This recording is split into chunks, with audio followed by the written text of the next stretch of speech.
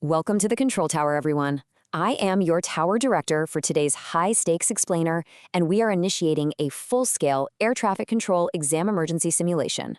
If you're tuning in, you already know the intense pressure of the exam hall. Today, we are unlocking the ultimate blueprint to mastering the Cambridge AS and A-Level Arabic 9680 Paper 4. We are looking at the radar, and we've got a massive, high-tariff past paper question coming in hot as a heavy aircraft. I'm going to be walking you through this simulation, acting not just as your director, but as a stress management specialist. Managing extreme time pressure and prioritizing high-yield marks is exactly what we do here. If you have been staring at the syllabus, sweating over the clock, and wondering what it actually takes to push your grade to the absolute top, you're in exactly the right place.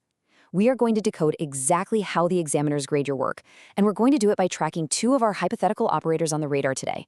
Router Alex, who constantly gets bogged down in minor details and creates an infinite holding pattern, and Router Sam, who clears arguments for landing way too fast without verifying structural safety regulations.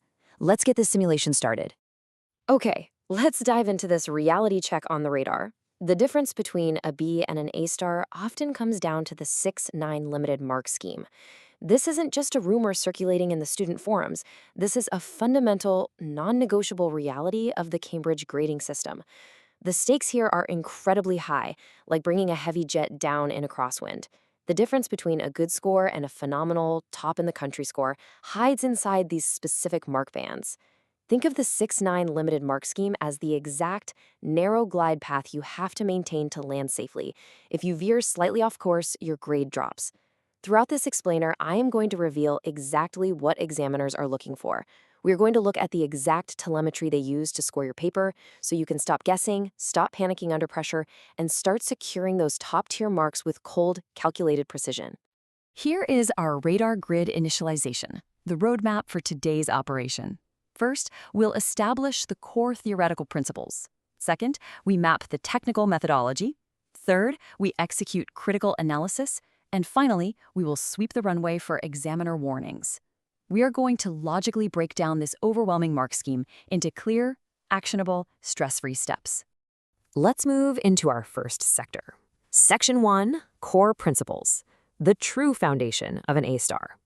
Why is applying concepts to unfamiliar contexts historically so incredibly difficult for students? Why do we freeze when the exam throws us a curveball? Before we look at the specific requirements, I want you to think about this persistent problem that I see on the radar screen every single exam season. Why do we hit a brick wall with unexpected scenarios? We read the textbooks, we learn the theories, but the moment the exam throws an unexpected high-pressure context at us, the cognitive engines stall out. Everything freezes. The answer lies in how we are actually tested, and this is where our two operators, Alex and Sam, really start to mess up the approach. The assessment targets three distinct cognitive domains: knowledge and understanding, analysis, and evaluation. To succeed in the 6 to 9 mark band, you must demonstrate competence across all three simultaneously. It is not enough to just memorize a wide range of facts. Let's look at Router Alex. Alex panics under the ticking clock and reverts to what feels safe: knowledge dumping. Alex lists out 50 different minor details, getting entirely bogged down in definitions. Alex puts the essay into an infinite holding pattern, circling and circling the airport, showing off how much fuel is in the tank but never actually descending to land. The examiner doesn't care how much you've memorized if you can't use it. Then we have Router Sam. Sam looks at the clock, panics about running out of time, and rushes straight to evaluation. Sam starts throwing out huge sweeping conclusions, clearing the arguments for landing way too fast without ever verifying the structural safety regulations, which is the analysis part. Sam skipped the middle step. The Cambridge framework strictly prioritizes analytical depth over superficial breadth. If you act like Alex and just list off everything you know without analyzing it, or if you act like Sam and jump to the end without doing the analytical work, the examiner is forced, by their own rulebook, to cap your score. You have to thread the needle through all three domains. Now, a massive differentiator here, the thing that separates the elite controllers from the trainees, is cross-topic connections. This means integrating different syllabus areas to demonstrate a conceptual understanding that you can actually transfer to those unfamiliar contexts we just talked about. Think of it like a complex radar grid where multiple flight paths have to be coordinated seamlessly. The principal examiner reports explicitly highlight that candidates who use these cross-topic connections achieve significantly higher marks. This specific detail matters tremendously. Why? Because it proves to the examiner that you don't just see the subject as a list of isolated, quarantined topics, but as a living, breathing, interconnected ecosystem. When you pull a concept from Unit 2 to explain a massive anomaly in Unit 5, the examiner instantly knows they are dealing with a master. You are showing them you have the 30,000-foot view of the entire syllabus. We are now transitioning into Sector 2. Section 2, Technical Methodology, specifically focusing on the method mark strategy. We have our theoretical foundation, but now we need to know how to route this approach vector. How do we take all this interconnected knowledge and actually get it safely onto the exam paper before the clock runs out? This is a massive paradigm shift for a lot of students. The method mark strategy dictates that marks are awarded for the process, not just the final answer. So the crucial point here is that demonstrating a logical, structured reasoning process is what actually secures your points. Imagine you're an air traffic controller. If a plane lands safely, but you didn't document any of the altitude changes, you didn't log the vector headings, and you just got lucky that it didn't crash into a mountain, you're going to lose your job. The examiners are not just hunting for a single correct conclusion at the bottom of the page. They want to see the engine of your mind working. They want to see the step-by-step, evidence-based reasoning that led you there. They need to see your radar tracking logs. If you just give them the final answer, even if it's perfectly correct, they cannot legally give you the top marks in the 6-9 band because you haven't shown them the methodology. Tower transmission check. We're pausing the simulation for just a second. Before we clear this response for touchdown and get into the actual steps, ensure your transponder is updated. Subscribe to Ace the Exams at the handle @AceTheExams right now and turn on all notifications so you never miss a masterclass. Okay, resume transmission. To demonstrate that process we just talked about, you have to rely on a strict 6-step workflow. This is your concrete visual checklist for exam day. When the panic sets in, you fall back on your training. Step 1. You start by deconstructing the question to know exactly what is being asked. What is the actual objective? Step 2. This allows you to efficiently extract the relevant data from the stimulus materials. You isolate only the variables you need. Step 3. Select your analytical framework to guide your thinking. What formula, what theory applies here? Step 4. You execute with clear notation, so the examiner can follow your exact flight path. Step 5. Verify your results to catch any logical errors. This is your safety check. And finally, Step 6, present with correct professional terminology. Mastering this data interpretation and execution workflow is what elevates a good student into a professional, elite candidate. If Router Alex and Router Sam just follow this checklist, they wouldn't be in a crisis right now. We are now moving into Sector 3, Critical Analysis, where we focus on deepening your evaluation. This is where top-performing students really, truly set themselves apart from the rest of the pack. Now we are hitting an unexpected structural block mid-paragraph. You're writing your essay, time is ticking, and suddenly you have to compare two complex ideas. This is the exact battleground where the A-star is won or lost. True comparative analysis.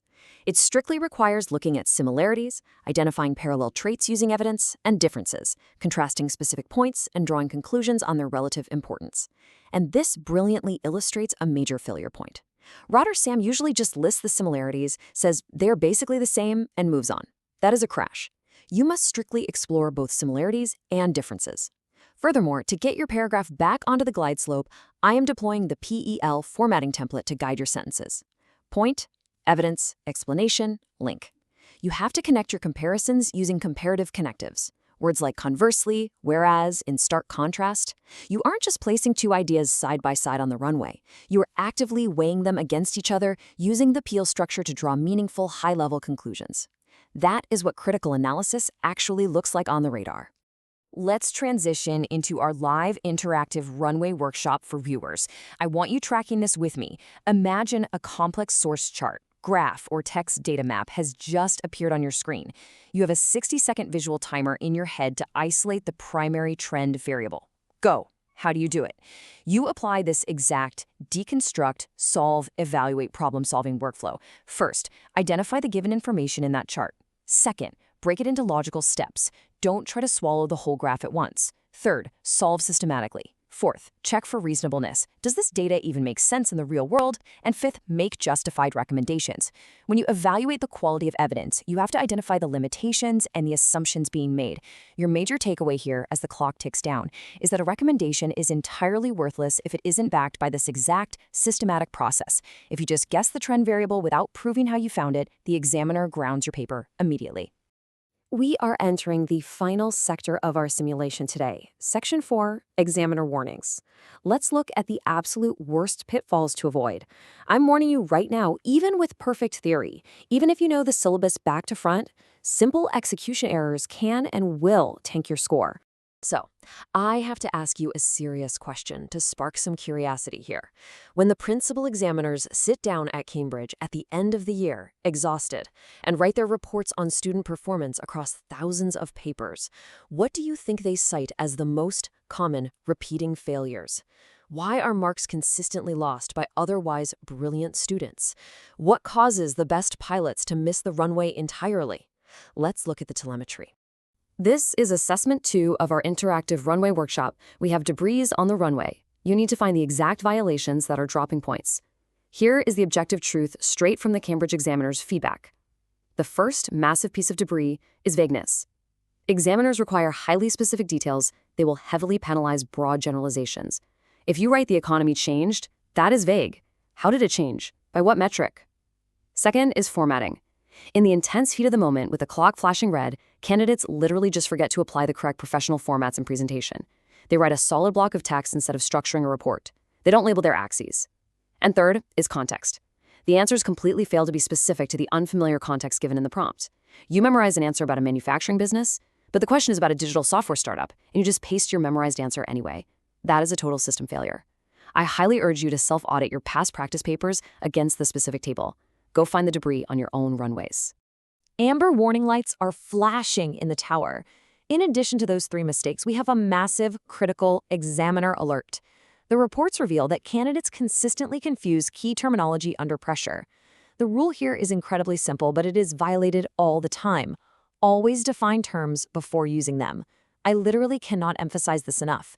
Explicitly defining your terms in extended responses is a non-negotiable professional skill. Don't leave it up to the examiner to assume you know what a complex term means. Prove it to them on the page immediately. Clear the airspace before you build your massive argument around it. If your foundation is a misunderstood term, your entire essay crashes. All right, we are initiating the safe touchdown sequence. Router Alex and Router Sam have finally aligned their vectors. To make sure you never fall victim to those pitfalls in your actual exam, I want to share a customized memory hack to lock in everything we've learned today. Think of this as your fuel to mark budget formula. Just remember the acronym SPC. S stands for specific details. Always use precise data. P stands for presentation and format. Ensure your structure is undeniably professional. And C stands for contextual application. Make sure your answer actually fits the unique scenario of the prompt. If you apply the SPC framework to your final review of an answer before you move on to the next question, you are directly protecting the vital factors that dictate the 6-9 limited mark scheme. You are ensuring maximum fuel efficiency for maximum mark yield. So, as we wrap up this emergency simulation and power down the radar, I'll leave you with this final provocative thought. Go look at your past work right now, be brutally honest with yourself, and ask, which of the SPC factors is costing you the most marks in your practice papers? Is it a lack of specifics? Is it poor presentation under pressure? Or are you completely missing the contextual application? Pinpoint your weakness, dive into some past paper questions, and apply this exact methodology. Thank you so much for logging into the tower and learning with me today. Make sure to subscribe to Ace the Exams at the handle @AceTheExams, enable that notification bell so you're ready for our next briefing, and drop a comment down below sharing exactly which paper gives you the most anxiety. I'll see you in our next explainer. Dismissed.